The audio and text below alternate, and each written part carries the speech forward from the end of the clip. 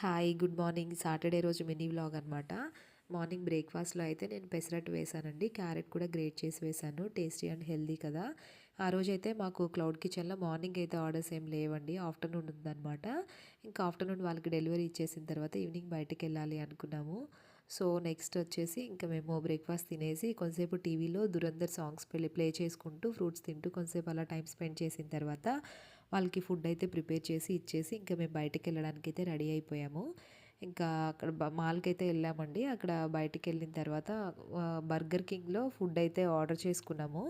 అక్కడ ఒక combo pack అయితే నడుస్తుందండి. బర్గరు, మనకి ఫ్రైస్, కోక్, ఇంకా వచ్చేసి ఐస్ క్రీము ఇవన్నీ అనమాట.